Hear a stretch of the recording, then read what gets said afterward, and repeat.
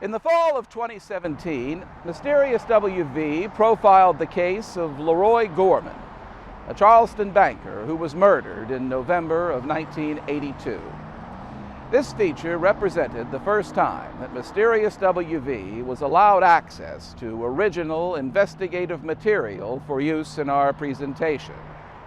The Charleston Police Department was gracious enough to allow us unprecedented access to what was and still is an open and ongoing investigation. The end result was a feature that included a large amount of material which, up until then, had yet to be made public.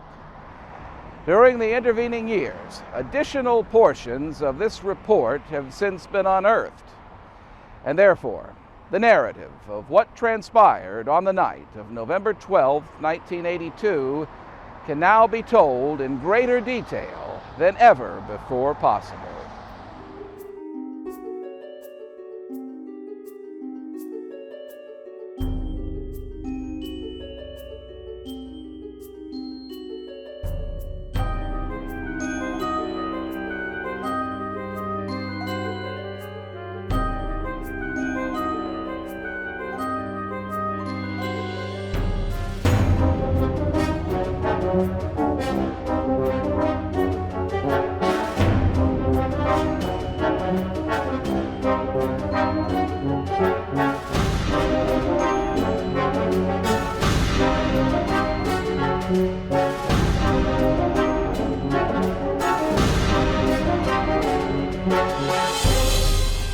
From the outset, the murder of LaRoy Gorman proved a virtual rabbit hole of rumor and speculation, and the Charleston Police Department were not unaware of this.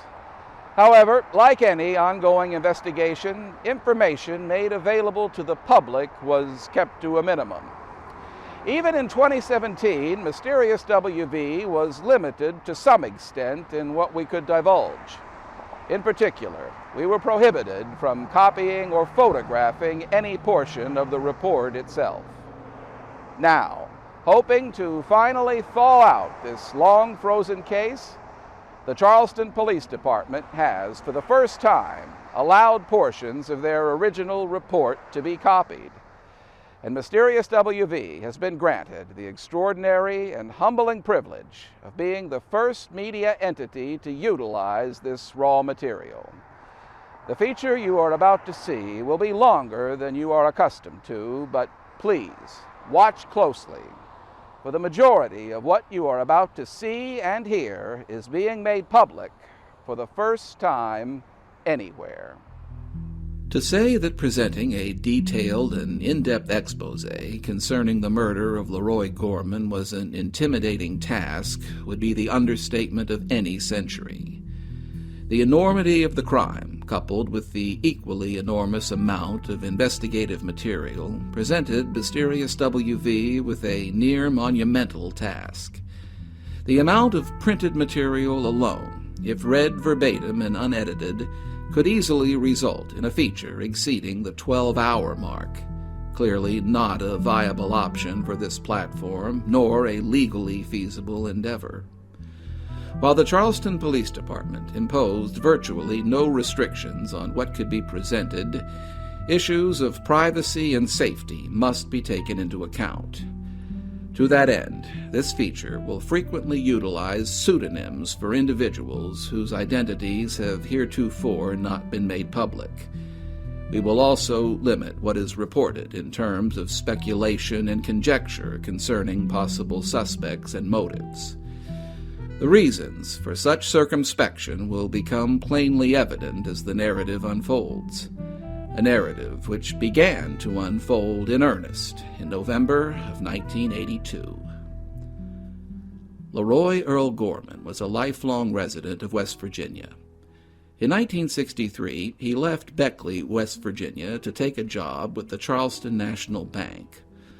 Although he was not college educated, LaRoy Gorman steadily rose through the ranks, and in 1982 held the position of vice chairman of the board of directors. In November of 1982, the banking industry in the state of West Virginia was in a transition period. Recent legislation had resulted in significant deregulation, particularly when it came to the permissible number of branches and their distance from the main office.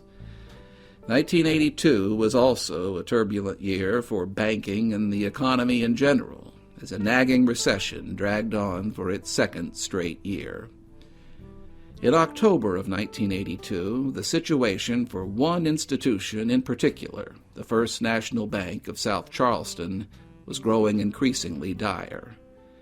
Years of mismanagement and bad loaning practices had depleted the bank's assets to the point of no return. By the beginning of November, it was virtually a foregone conclusion that First National could no longer carry on and would soon go under. A bank failure was not an unheard-of event, and several solutions to the impending collapse were available. The most appealing of these, under the newly enacted laws, was for another, larger and healthier bank to purchase First National and make it a branch bank, a practice commonly referred to as a purchase and assumption transaction. On the night of Thursday, November 4th, Charleston National Bank President and Chief Executive Officer Theodore Platts was contacted by representatives of the Federal Deposit and Insurance Corporation to ascertain if his bank would be interested in bidding for First National. The following morning, Charleston National Bank's Planning Committee, which included LaRoy Gorman, met to see if such a move would be possible. After determining that Charleston National could have the insolvent bank up and running by the end of the day, it placed what would ultimately be the winning bid of $2,551,000. Later that same day, Theodore Platts convened a press conference at the First National Bank of South Charleston to formally announce the transition. At 4:15, the bank's drive-through windows were up and running. Customers of the First National Bank of South Charleston were more than a little concerned when they came to the bank and the cupboard was bare today. The bank had been closed by the FDIC, apparently because the bank was no longer solvent in the government's estimation. By midday, with bankers and representatives from the FDIC locked in this room in the Civic Center Holiday Inn, a deal was struck for the Charleston National Bank to take over First National. The total price, $2.5 million. Charleston National will assume all the bank's $28 million in liabilities and certain of its assets. What customers are asking, though, is, what about my money? I think the most important thing is we would like all the customers of this bank to feel assured that there is nothing that they have to fear. Their deposits are safe and sound. They are insured by the FDIC. Platt says he doesn't expect a run on the bank because of the closing, but he can handle it if that happens. The bank's drive-in opened late today. The bank proper is scheduled to open on Monday or Tuesday. Jim Dolan, WSAZ Television 3 News, reporting. LaRoy Gorman was present at this press conference, but, as he was wont to do, kept a low profile. Publicly, officials of the Charleston National Bank assured the public that the worst they could expect was a brief inconvenience while logistical issues were resolved. Theodore Platts placed LaRoy Gorman in charge of the bank's day-to-day operation. That night, 5 men who composed the executive management of the now-defunct First National Bank were told that their services were no longer needed. While the immediate transfer of ownership had gone smoothly, the process of reorganizing the old First National Bank would take some time. From Monday, November 8th, until Friday, November 12th, LaRoy Gorman divided his time between the Charleston National Bank's main branch in downtown Charleston and the newly acquired location in South Charleston.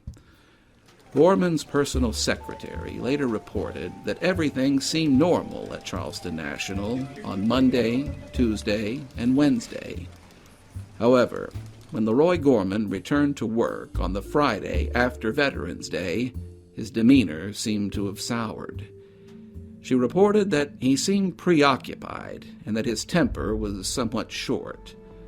An acquaintance who spoke with Gorman that morning stated that he was very tired and not looking forward to a meeting planned for that day with representatives of the Bank of Point Pleasant. Gorman traveled to and back from the South Charleston branch twice on Friday and had lunch with a member of the personnel office. At 3 p.m., he attended the meeting with the bankers from Point Pleasant, along with Theodore Platts and board chairman Charles Gates. The meeting broke up just before 5 p.m. The exact sequence of events between 5 p.m. and 6 p.m. are difficult to reconstruct with precision. Not long after the meeting ended, LaRoy Gorman received a telephone call from Dana Pitchford, Charleston National's vice president and director of marketing. Dana Pitchford later recalled, I called Roy at approximately 5 p.m. and asked him if he wanted to go to the Steak and Ale and have a drink before going home. He indicated that he did, and there were some people, some out-of-town bankers, that they had just completed a meeting with, and for me to just stand by. He would call when he could get away. I waited until approximately 5:15, and I called him back, and he indicated that he was leaving in just a few minutes, and for me to go ahead, that he would meet me at the Steak and Ale at approximately 5:25 to 5:30. I ordered one round of drinks for me and one for him, thinking he was right behind me. A waitress at the Steak and Ale later confirmed Pitchford's recollection of events. The incident stuck in her mind on account of Pitchford's wire-rimmed glasses and the specific type of drink ordered and left behind for Mr. Gorman, a double vodka and water. During the same stretch of time, LaRoy Gorman spoke on the telephone with a female friend, whom we will call Mary Jones. The pair also discussed meeting up at the Steak and Ale. Mary later stated, He called at about 5:15. At first, he suggested that we meet at the Steak and Ale because he and Dana had mentioned having a drink. However, he decided to pick me up at about 5:45. He picked me up at about 5:45. He seemed happy, and we were looking forward to spending a weekend together. At about the same time, Dana Pitchford decided that Gorman must have gotten hung up at the bank. He recalls that he paid the bill and left at about 5:55 p.m. Just over 5 minutes later, LaRoy Gorman and Mary Jones arrived at the Steak and Ale. Gorman parked his cream-colored 1982 Ford LTD here, about 100 feet from the restaurant's eastern side and facing what was then a B.F. Goodrich tire center. The pair entered and remained inside the Tudor-style restaurant for approximately 2 hours. We will discuss their interactions with friends and staff later in the feature. Just before 8 p.m., a young couple entered the Steak and Ale's parking lot from its western end. They circled round and passed the restaurant's entrance, ultimately parking here, directly behind and facing the Gorman vehicle, about 15 feet away. A light rain had been falling earlier in the evening, which caused the lot and the vehicles parked there to glisten in the orange-hued lights. At around 8:15 p.m., LaRoy Gorman and Mary Jones exited the Steak and Ale. Arm in arm, they turned right and began walking back to Mr. Gorman's vehicle, passing the young couple just as they were exiting their vehicle. Only 3 people saw what happened next. One of them has never been found, and one of them would be dead before sunup. The third, Mary Jones, later recalled what transpired from her point of view. Her account was summarized by Charleston Police Detective Rita Wilson. Mary does not remember noticing any people on the lot as they walked to the car. When they reached the car, Gorman unlocked the passenger side door and let her into the car. His car has automatic door locks, and she leaned over to unlock the driver's side door. She stated that this was her habit. Mary does not remember watching Gorman as he walked around to the passenger's side door. As he opened the door, Mary remembers seeing 3 flashes of light and hearing 3 noises, and looking over and seeing a white male sitting in a car that was backed in, sitting on the driver's side of Gorman's vehicle.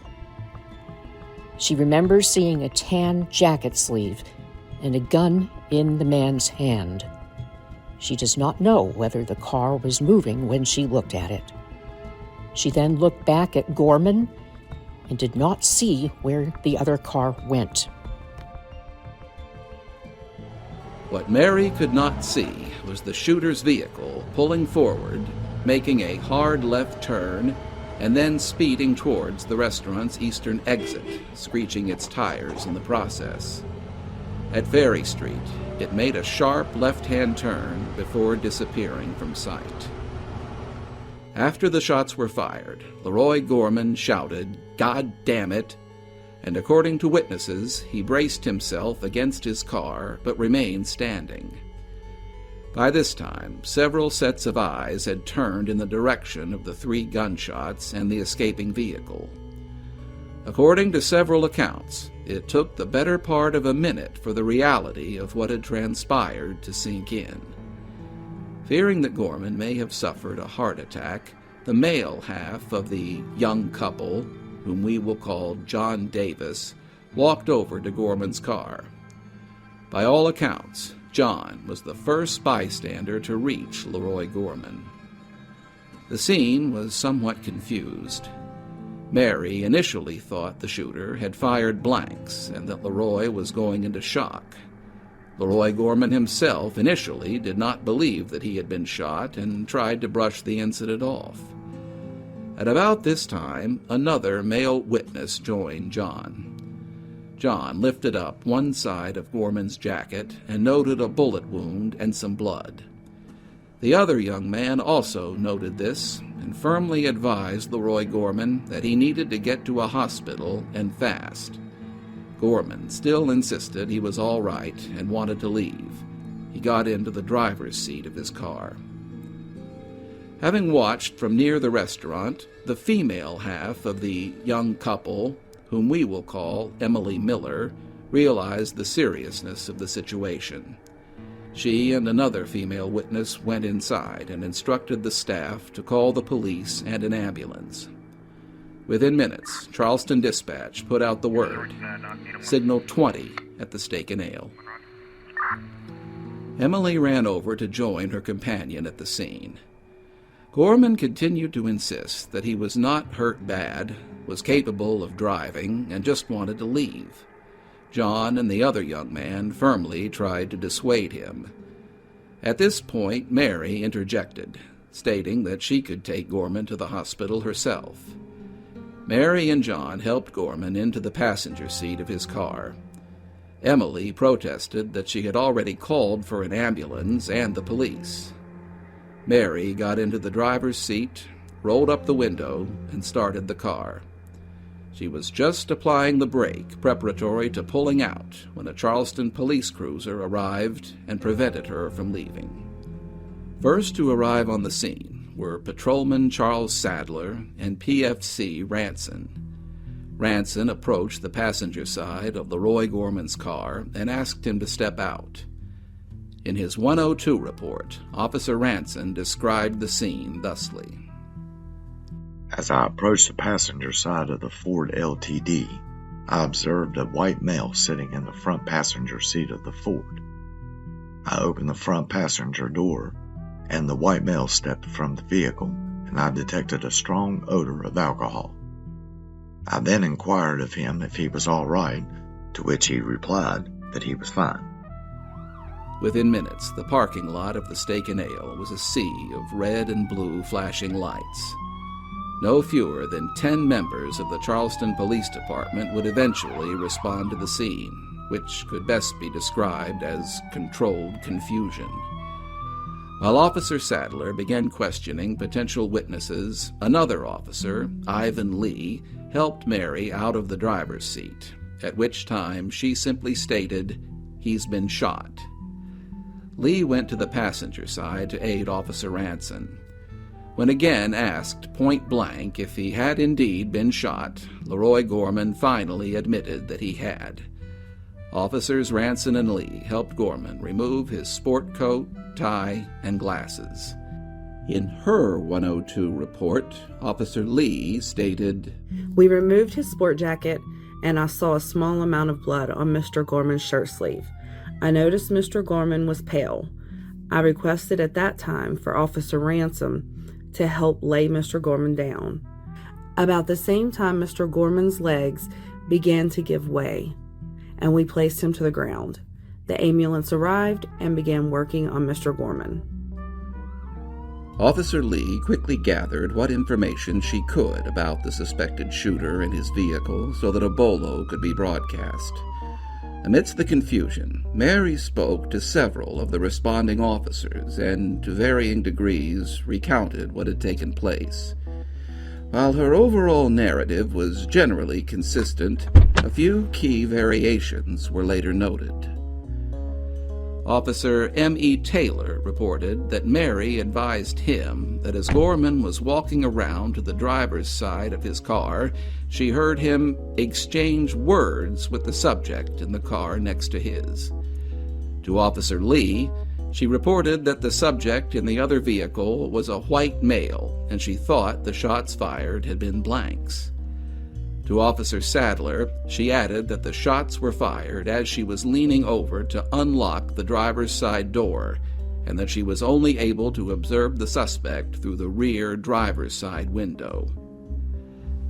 At some point during this stretch of time, one of the witnesses who had walked over to the scene stated that they had noticed a small caliber bullet lying on the pavement on the driver's side of Gorman's vehicle.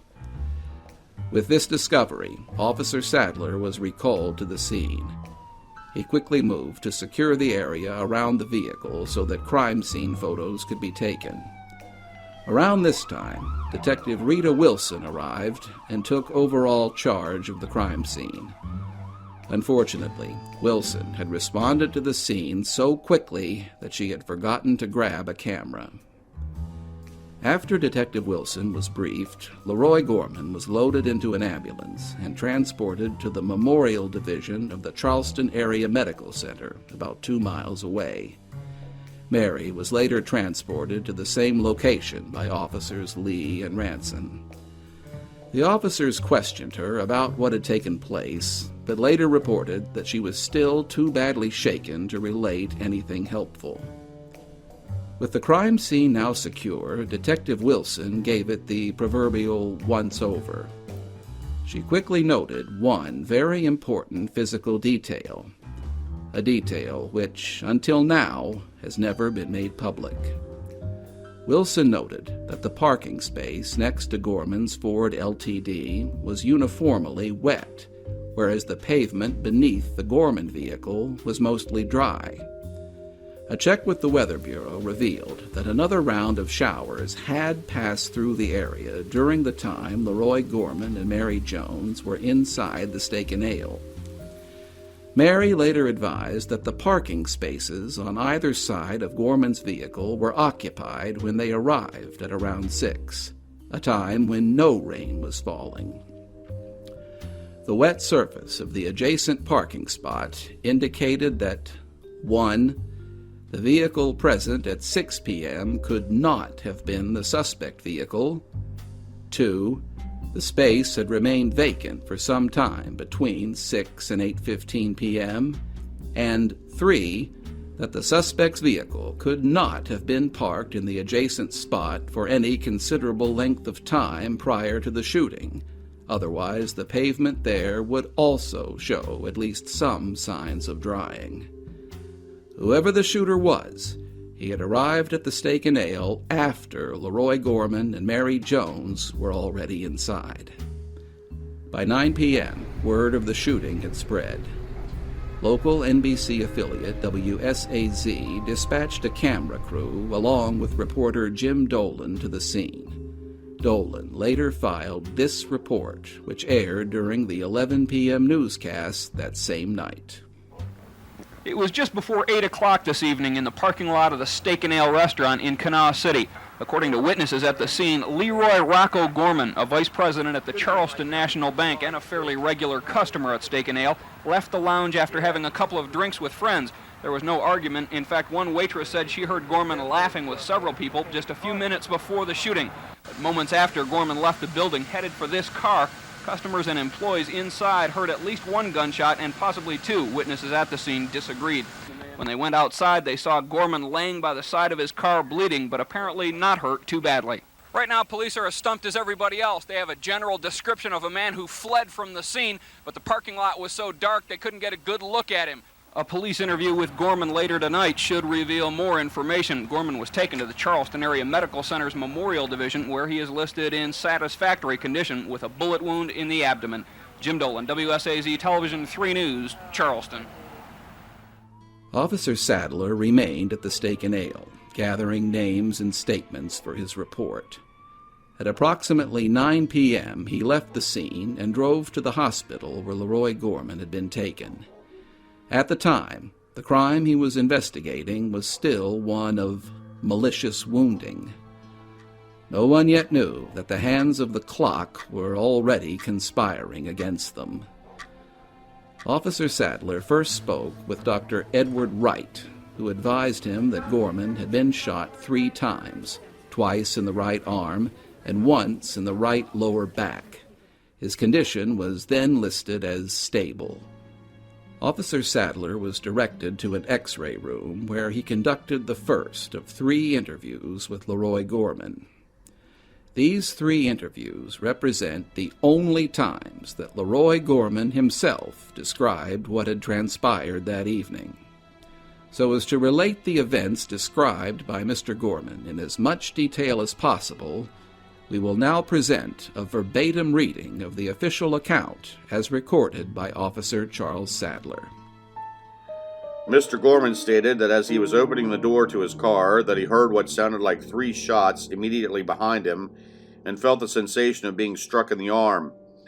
Mr. Gorman stated that he then turned to face the car behind him and observed a white male sitting in the car who he described as being dark complexion with a slim face, dark medium-length hair, and glasses.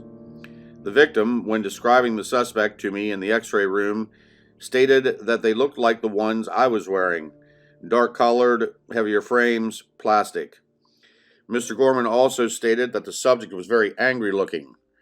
The subject then drove away in his car. Mr. Gorman was not able to give a description of the vehicle. Mr. Gorman could not, at this time, think of any reason why anyone would want to shoot him. The second time I spoke with Mr. Gorman, approximately 10 minutes later in the emergency room, I advised him of what the waitress had told me and who she thought had shot him. Mr. Gorman advised me at this time that he knew the subject the waitress had described and that it was not him who had shot him. He said at this time it was possible that a friend of the ex-husband of the blonde, who the waitress described as being at the bar, may have been the one who shot him. I once again spoke with Mr. Gorman about 20 minutes later as he was being prepped for surgery. At this time, he advised me that the first names of the couple who the waitress described was... And here we cannot give the couple's names. We will simply call them George and Sally, and we will hear more about their interaction with Mr. Gorman later on. At this time, Mr. Gorman told me that he thought that the subject who shot him was sitting across the bar from him and Miss Jones when they were speaking with George and Sally. During this conversation, he told me that he had no knowledge of any marital problems which Sally had experienced in the past. I then transported Miss Jones to the station to speak with investigators Morris and Wilson. Officer Sadler concludes his report with a simple, "No further information is available at this time." Here again, it is worth noting that the incident which had occurred was still listed as malicious wounding. This designation would hold true for a little over 5 more hours. However, at 4:57 a.m., November 13, 1982, the designated offense was changed to homicide. LaRoy Gorman's death proved to be a devastating setback to the Charleston Police Department. In effect, his death meant the loss of their best and in many ways their only eyewitness. Mary Jones had witnessed the shooting, though her view had been less than perfect. No other persons present in the parking lot of the Steak and Ale that night witnessed the actual shooting, only fleeting glimpses of the suspect at his getaway vehicle. What authorities had hoped would be a simple, straightforward investigation quickly devolved into a frustrating conundrum, and things would not get much better over the coming days, or weeks, or years. Essentially sent back to square one, the Charleston Police Department did their best to regroup and refocus the direction of their investigation. It would now proceed along two distinct fronts. One, attempting to identify and locate the shooter and his vehicle. Two, ascertaining why anyone may have wanted LaRoy Gorman dead. Neither course of action was particularly appealing. Each meant a large investment of time, manpower, and shoe leather. Identifying and hopefully locating the shooter and his getaway vehicle would mean a painstaking reconstruction of LaRoy Gorman's final hours. Excluding what has already been covered, we will now backtrack along our timeline and examine in somewhat greater detail the events and incidents known to have transpired between 5 p.m. and 8:30 p.m. on Friday, November 12, 1982. The Charleston Steak and Ale restaurant was located here, just south of downtown Charleston and on the opposite bank of the Kanawha River. It was bound to the north by the 4-lane South Side Expressway and on the south by Ferry Street. Its parking lot could only be reached from Ferry Street via entry-exit points located here and here. The Charleston National Bank, where LaRoy Gorman spent the majority of his day, is located here. While the Steak and Ale building itself was demolished in 2012, the immediate neighborhood has changed very little since 1982. LaRoy Gorman was a not infrequent patron of the Steak and Ale. The first mention of his possibly visiting there that Friday came with the 5 p.m. telephone call from Dana Pitchford. 15 minutes later, the decision was made final when Gorman spoke to Mary Jones by phone. Whether or not anyone else knew of Gorman's hastily made plans for that evening is unknown. LaRoy Gorman and Mary Jones arrived at the Steak and Ale at about 6 p.m. They would remain inside until approximately 8:15 p.m. Just what transpired, both inside and out, during this 2-hour and 15-minute time period has never been revealed in any great detail. Utilizing the original statements of those present, we will now, for the first time, present a detailed account of what occurred at the Steak and Ale that evening. LaRoy Gorman and Mary Jones entered the restaurant via the main doors, located here at just after 6 p.m. Over the course of the next 2 or so hours, they would interact and converse with more than a dozen individuals and would be observed by many others. Upon entering, Mary stopped and waited in the entrance area while Gorman proceeded into the cocktail lounge. The individual we previously referred to simply as the waitress recognized Mr. Gorman and gave him the drink Dana Pitchford had ordered for him earlier. Going forward, we will refer to this cocktail waitress as Jenny. Gorman took a seat at a table in the back part of the lounge next to a Pac-Man video game table.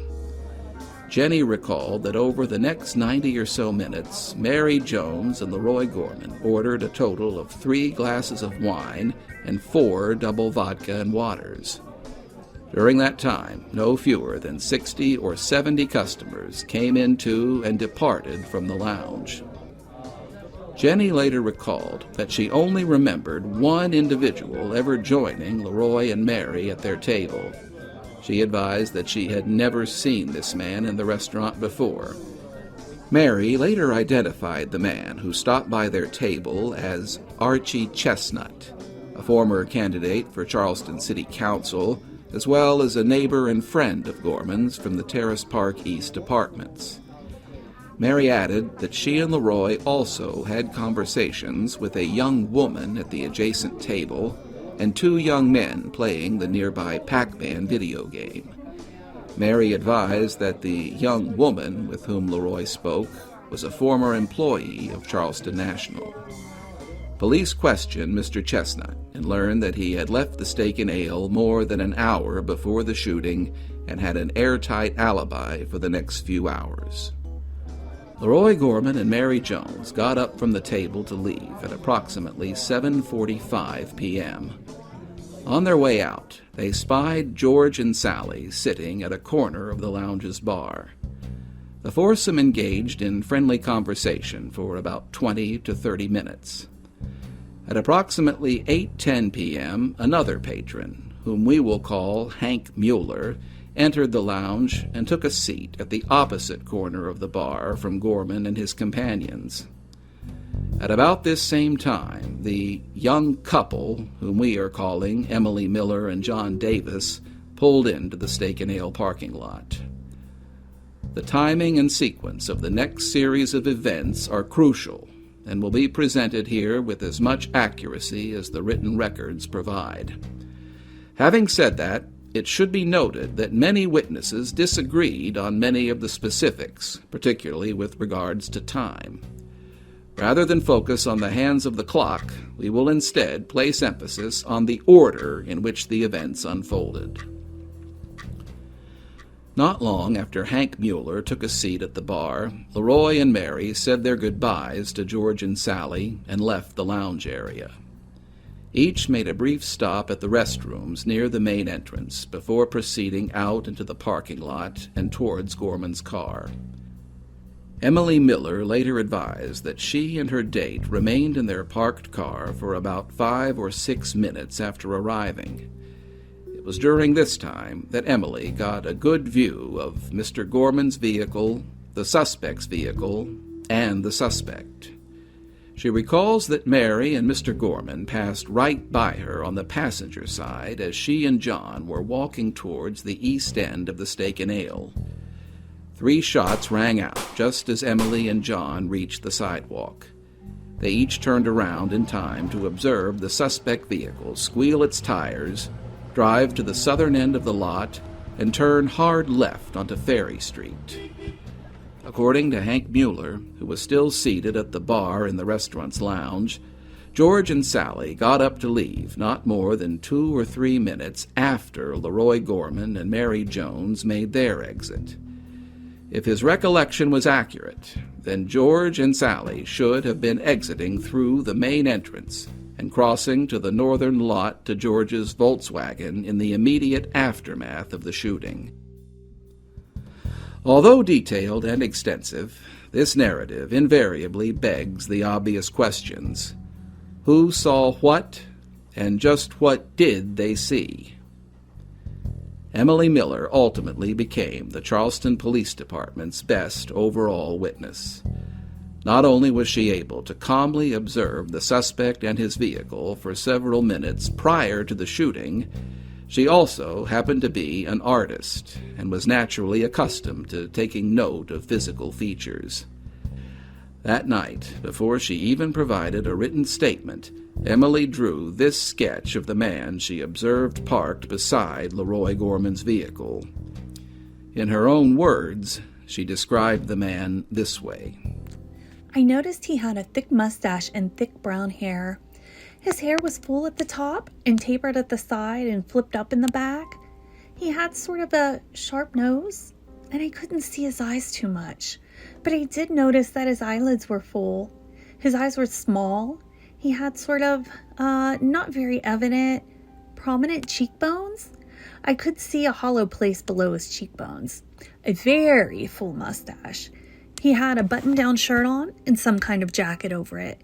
I can tell you the shirt was lighter than the jacket. Much lighter.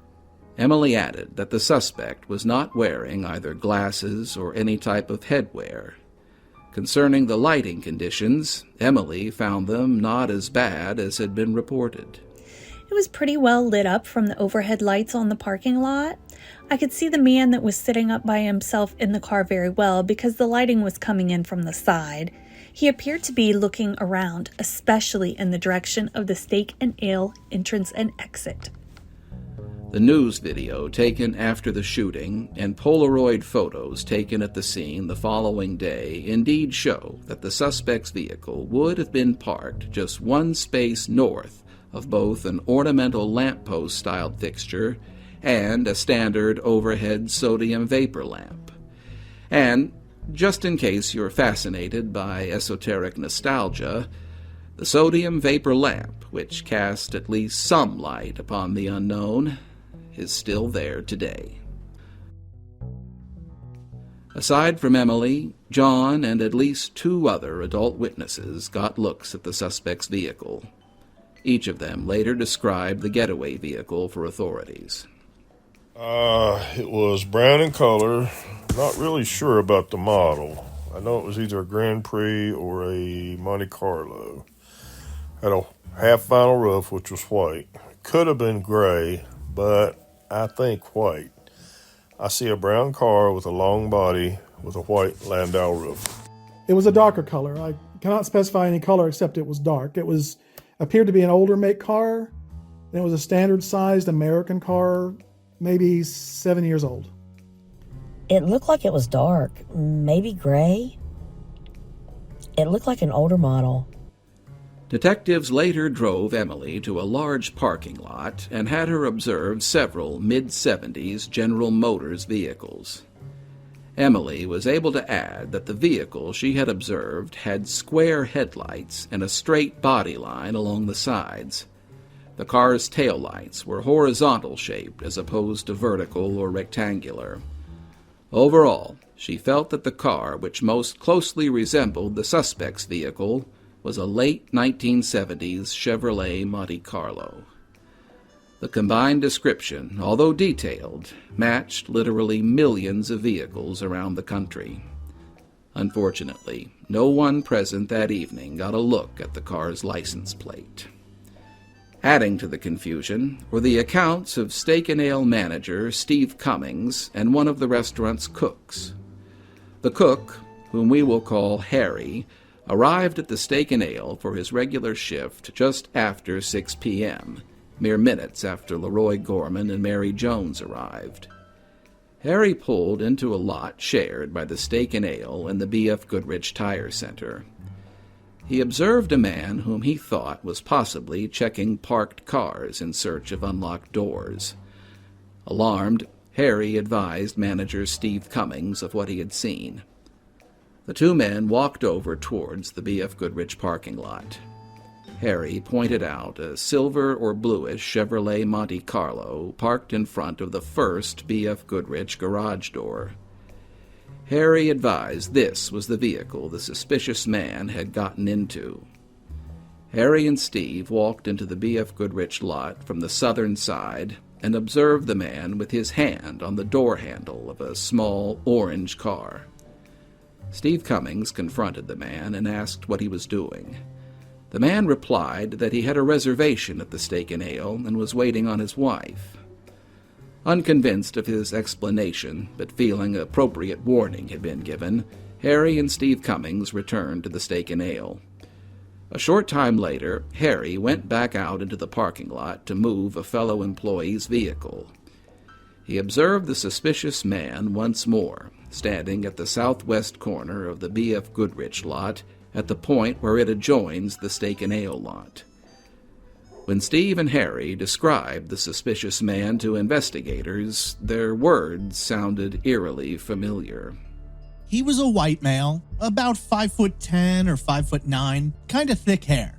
Dark, maybe black, and had gray streaks. Had a dark mustache, wearing a dark trench coat. 35 or 40 years old, kind of dark complected. Age was 40. The height, average. Was 5'10" or 5'11". Had average build. His hair was fluffy, salt and pepper gray. Had a full mustache, which was also gray. Had on dark trousers, a mid-length coat. Came to about the top of his knees. It was dark in color. In my opinion, it was dark blue. The description of the suspect's vehicle also rang a few chimes. Possibly a 6 or 7-year-old Monte Carlo. Not a polished up car. Definitely hadn't been shined. Fading. Was gray dirty. Inside was nothing but a black cup in the back seat. I wouldn't say it had a vinyl top, but it was two-tone. Definitely a color difference. I saw the Monte Carlo once more upon leaving the Steak and Ale at approximately 6:45. Silver Monte Carlo. It would be a 78 or 79. To this day, authorities are not 100% certain whether or not this altercation and the shooting were connected. However, the initial knee-jerk reaction was that they were. Steve Cummings, in fact, can be heard giving a description of the subject's hair on the raw audio of the footage captured by WSAZ. Curly, gray hair. Could have been light brown, but in the light it looked. Yeah, it could easily. But it was definitely a fluff hair. Okay, with the car. By Saturday afternoon, authorities felt they had at least a fair idea of what their suspect and his car looked like.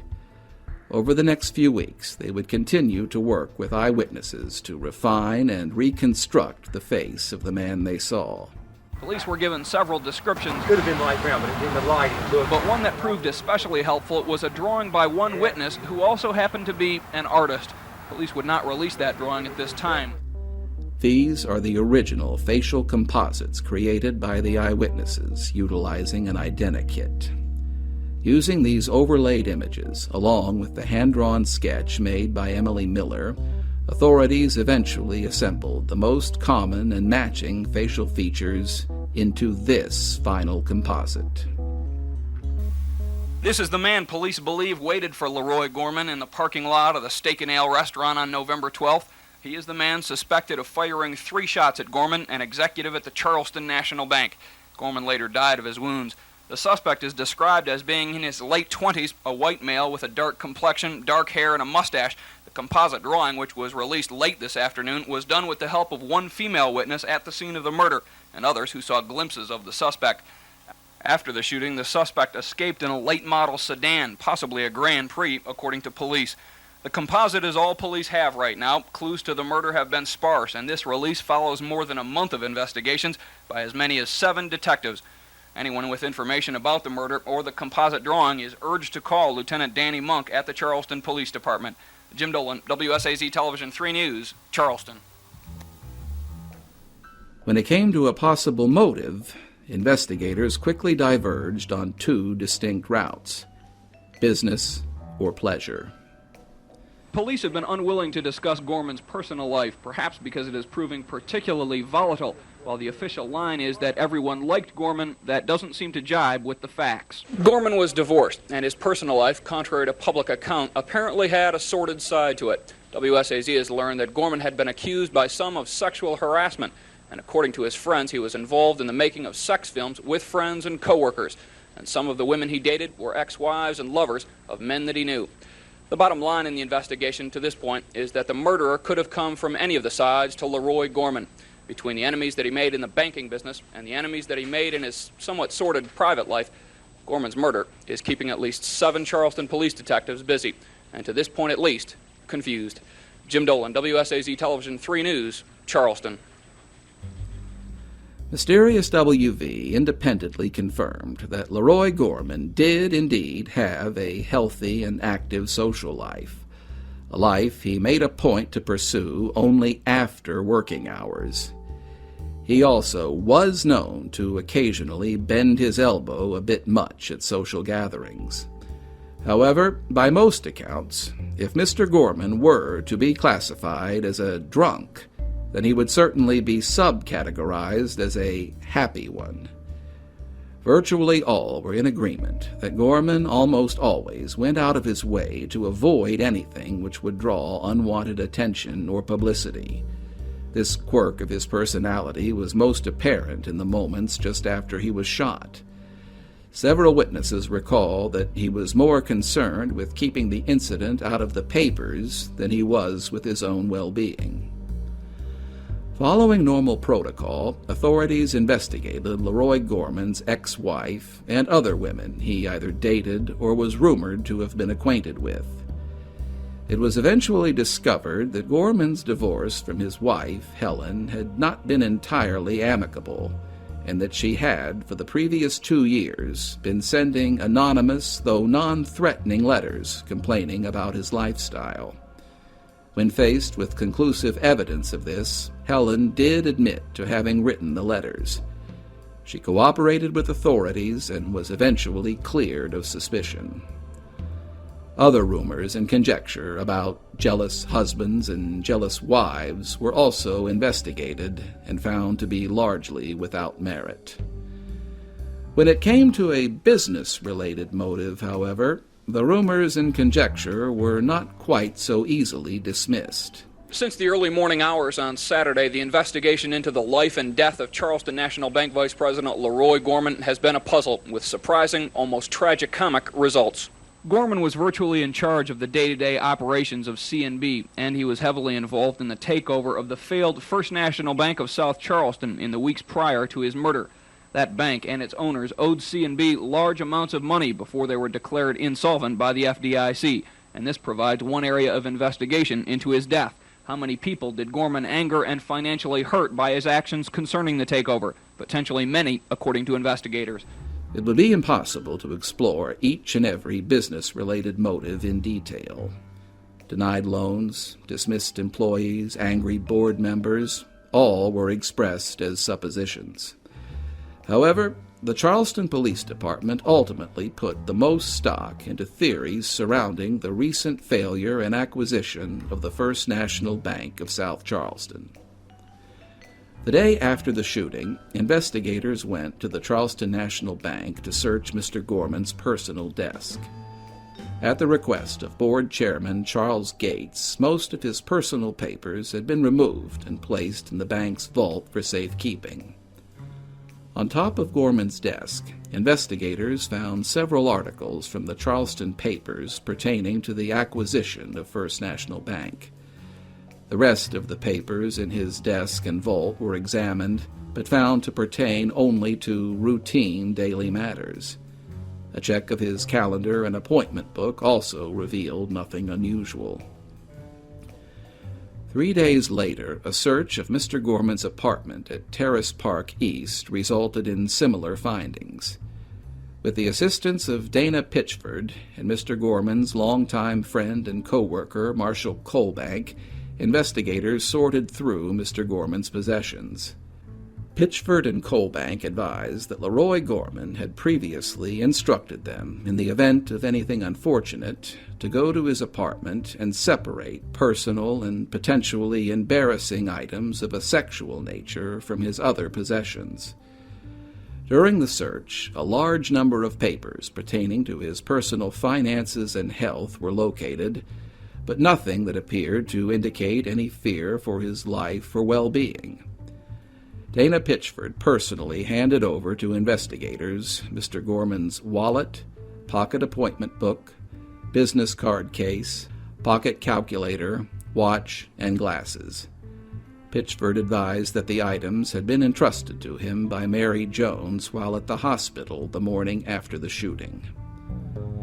A check of long-distance telephone calls made from Mr. Gorman's 2 business phones revealed a large number of calls placed to various locations in Florida and one to Chula Vista, California.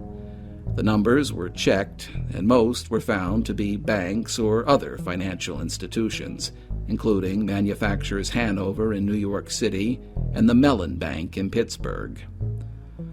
Gorman's personal secretary advised investigators that she was convinced that whatever led to his death happened at some point on Thursday, November 11th, Veterans Day. I have wondered what happened Thursday. He was very excited on Wednesday the 10th. He had been very friendly for several weeks before then. Friday the 12th, he came in, and there was a change in his attitude from Wednesday evening to Friday morning. He'd been very happy all during the bank takeover. Then Friday, he was very irritated. Investigators began to wonder if LaRoy Gorman had perchance been stalked prior to the day he was shot. Through Dana Pitchford, they learned that a suspicious individual had managed to enter the press conference in South Charleston when the formal acquisition had been announced on Friday, November 5th. The press conference had been arranged by Charles Ryan and Associates. Ryan had later advised Pitchford that someone, whom he described as an imposter, had infiltrated a group of reporters by stating that he was with one of the national newswire services. The imposter had been spotted and reported by at least one other individual, newspaper reporter Hannah Maurice. Investigators questioned Ryan about the events that day. His account was also later summarized and reported by Detective Rita Wilson.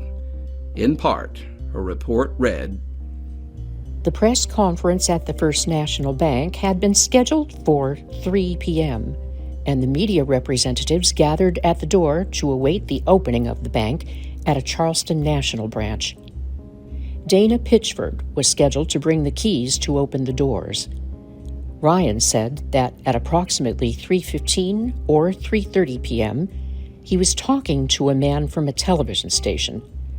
The television representative pointed out a man who was standing in the crowd and told Ryan that the man had almost gotten into the bid opening at the Holiday Inn Civic Center at noon.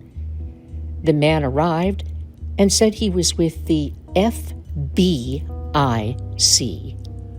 Ryan went over and introduced himself to the person the television representative had pointed out. Ryan stated that the man had no distinguishing accent, but that he was probably a local resident because he thought he had seen him before. Ryan said the man said he was with the Associated Press, and when Ryan asked him for a name, he gave him a name haltingly. Ryan did not, however, remember the name he gave. Ryan asked him some questions about the bureau chief at the Associated Press, and the man did not know the bureau chief's name. Ryan described the man as a white male, approximately 5'10" to 6 feet tall, not fat, but solid or stocky, dark complexion, dark hair and mustache, and black, pronounced, very heavy eyebrows. Ryan said the man's hair was long, well-groomed and styled, had a left side part, and was straight with the sides pushed back and the hair combed up away from the forehead. The man was wearing a dark trench coat, and both hands were in his trench coat pockets. The similarities between the description of the suspect seen near the Steak and Ale and that of the man at the press conference did not go unnoticed. Police later obtained what video footage and still photos they could from the press conference and the reopening of the bank. The individual described by Maurice and Ryan could not be seen. WSAZ later reported on these developments. As we said, Gorman was a vice president at the Charleston National Bank, and according to the people we talked to today, he was heavily involved in the takeover of the failed First National Bank of South Charleston on November 5th. Charleston National bought the South Charleston facility when the FDIC declared it insolvent. It is unclear what the connection is, but someone who tried to get into this press conference held to announce the takeover is being sought by police at this hour. His description, which came from a number of sources who did attend the press conference, is vague, but it is said to match the drawing made by the witness in the Steak and Ale parking lot last night. It is said he was about 5 feet 10 or 11 inches tall, in his mid-30s with medium dark brown hair, and he wore an off-white trench coat. Police would release no information about the investigation or any suspects, but it is known that they have not yet connected a name with the face for which they have several matching descriptions. Jim Dolan, WSAZ Television 3 News, Charleston. Again, to this day, authorities are unsure if there was any connection between the imposter observed at the press conference and LaRoy Gorman's murder. When the final composite sketch of the suspect was released on December 15th, investigators hoped it would jog someone's memory and push the investigation over the finish line. Sadly, this did not come to pass. Investigators did receive many calls regarding the sketch and persons who bore a resemblance. However, in the end, none of them panned out. police and prosecutors found themselves in a virtual void of pertinent information. Detective Danny Monk and Kanawha County Prosecuting Attorney Mike Rourke perhaps summed it up best. We are finding out that he was more of a solitary person than we would have imagined. If he had any enemies at all, he kept them to himself. This is one of the most, if not the most, bizarre or unique cases that has occurred in my tenure as prosecutor. Most murders are the result of domestic quarrels, barroom fights, or crimes committed during a robbery. But in this case, the police are still pursuing a number of different angles. As 1982 turned into 1983, the situation would only grow worse rather than better. Spring of 1983 meant municipal elections in the city of Charleston. Just 4 days into the new year, festering animosity between Charleston Mayor Joe Smith and Police Chief Harry Silverman would finally come to a head. On January 4th, 1983, Mayor Smith removed Harry Silverman as Chief of Police and fired Patrolman Greg Johnson. Johnson had earlier faced an investigation concerning the shooting of 18-year-old Matthew Robertson, the second such incident where Johnson had used deadly force during an arrest. The mayor and his top political aides kept themselves locked in this room near the mayor's office for more than 5 hours last night. Smith had been under some considerable pressure to make some decision regarding the Christmas Eve shooting of a Charleston teenager by police officer Greg Johnson. Smith and his aides would not talk to reporters and stayed inside the office. Then shortly after 10 o'clock, the mayor read a prepared statement, which seemed to surprise just about everyone. I have relieved Chief Silverman of his duties as of this date. I am today discharging Officer Greg Johnson from the police force. Officer Johnson has used his firearm in the line of duty in a manner which is not consistent with responsible and professional police protection. Smith said the reason that he's firing Silverman is because they had disagreements over how Johnson should be handled. Former Chief Silverman, a 34-year veteran of the police force, may return to his old job as a captain in the department, but he has not yet decided. Chief Silverman did not mince words and publicly accused Mayor Smith of having bowed to media pressure in response to the Johnson incidents. While not directly related, it was also alleged that ongoing frustrations in the LaRoy Gorman investigation also fueled Mayor Smith's decision. Reaction amongst officers of the Charleston Police Department were almost universally negative. There was some negative reaction from the department rank and file. Mark Strassman has that report.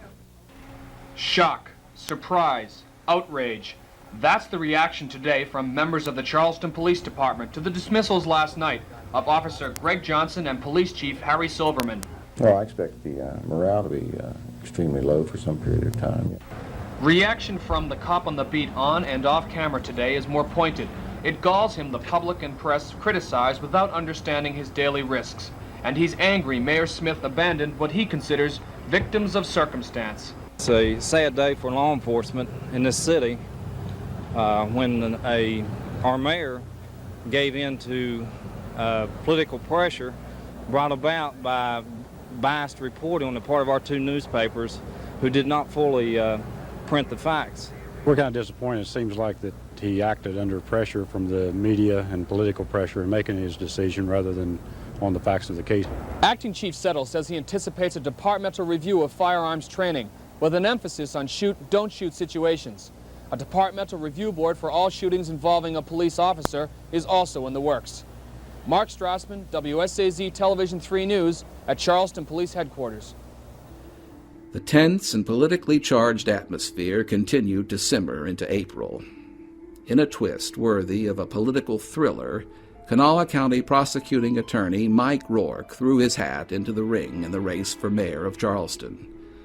Hobbled by concerns over credibility, Mayor Smith would go on to lose the election to Mike Rourke by a margin of just over 1,500 votes. Going almost unnoticed amidst the political and municipal dramatics was the offering of a reward for information leading to the identification and capture of LaRoy Gorman's killer. Between the Charleston National Bank and LaRoy Gorman's family, $25,000 was pledged to anyone who could help thaw out the fast-freezing case. It was in this parking lot at the Steak and Ale restaurant where C&B Vice President LaRoy Gorman was gunned down as he was getting into his car. That was November 12th, and since there have been few leads that have led anywhere. Even a composite drawing of the suspect has turned up nothing. Now, 2.5 months later, Gorman's bank, in conjunction with his immediate family, is offering a reward for information leading to the killer's arrest. From the very beginning, there's been a willingness on the part of the family and on the part of the bank to offer a reward, and the police asked us to hold off on that until they felt the time was appropriate. And I gather that typically it's better to come in with a reward at some time after the investigation has been going on. The award is for $25,000. The investigation has been going on for more than 10 weeks. The police department still expresses confidence they'll find the murderer, but they admit the long time since the incident makes prospects increasingly more bleak. The reward was never claimed. Days turned into months, then into years, and finally into decades. As of this airing, nearly 43 years have now passed since LaRoy Gorman was shot and killed. Most of the original investigators and several of the principal dramatis personae have either retired, moved away, or long since passed on. Today, the case feels not so much cold as frozen solid. Little, if any, new information has trickled in since 1982. However, hope, as always, springs eternal. As a homicide, the investigation into LaRoy Gorman's murder will never officially be closed, and the Charleston Police Department feel that the murder of LaRoy Gorman is a case which can still be solved. How? The discovery of a new witness, a .32 caliber handgun matching the recovered slugs, a deathbed confession. Any one of these may be all that is required to shatter the ice and put an end to 43 years of questions. It would be all too easy to get caught up in the rabbit hole of rumors and speculation concerning LaRoy Gorman's murder. However, the Charleston Police Department entrusted MysteriousWV with such sensitive information in the hopes of finally resolving this case. Therefore, we feel it is appropriate to focus upon the facts most likely to jog any clouded memories or perhaps shake loose any lingering fear-induced indolence. We will therefore be focusing our final summation on identifying the suspect and his vehicle and upon any possible escape routes he may have taken. As always, we ask that you please pay close attention. LaRoy Gorman was shot at approximately 8:10 p.m. on the night of Friday, November 12, 1982. He was standing beside the driver's door of his 1982 Ford LTD when the shots were fired. Mr. Gorman, along with several eyewitnesses, reported that the shots came from the vehicle parked beside his car at the time. 3 shots from a .32 caliber handgun were fired. None of the witnesses at the scene had a good view of the actual shooting. Several bystanders, however, as well as Mr. Gorman himself, were able to provide a description of both the suspected shooter and his vehicle. Most witnesses in the parking lot that night described the suspect's vehicle as a mid to late 1970s General Motors product, most likely a Chevrolet Monte Carlo or possibly a Pontiac Grand Prix. The car was either brown or dark gray and sported a white vinyl Landau roof. The vehicle's overall condition was described as clean. If the vehicle had a license plate, none of the witnesses were able to see it. The shooter was seen behind the wheel of his vehicle by 5 persons, including Mr. Gorman. These sketches were created by the various witnesses using an identikit. This sketch was drawn by the witness whom we are calling Emily Miller in the hours following the shooting. Emily was able to observe the shooter for several minutes prior to the shooting and took note of his features. This final sketch was based primarily on her descriptions of the shooter. The man was described by Emily as having a thick head of dark brown hair, which was full at the top, tapered at the sides, and flipped up in the back. His eyes were small, his eyelids full, and his nose somewhat sharp. He had thick, dark eyebrows and a very full mustache. Emily was able to see that the man was wearing a light button-down shirt with a jacket over top. Emily recalled that the man's shirt was much lighter than his jacket. She did not notice any kind of headwear or glasses. However, LaRoy Gorman described the shooter as having worn a pair of dark-colored glasses with thick plastic frames. He was also able to relate that the man had a slim face, a dark complexion, and medium-length hair. Prior to his death, LaRoy Gorman advised Detective Charles Sadler that it was possible the shooter was the, quote, friend of the ex-husband, end quote, of the individual whom we referred to as Sally. He added that he thought the subject had been sitting across from him while he was seated at the bar inside the Steak and Ale. If Mr. Gorman ever mentioned the individual by name, it was not recorded. After the shooting, the suspect drove his car south through the Steak and Ale parking lot. According to several accounts, he then made a hard left-hand turn onto Ferry Street. No mention of the vehicle's movements after this turn could be found within the report.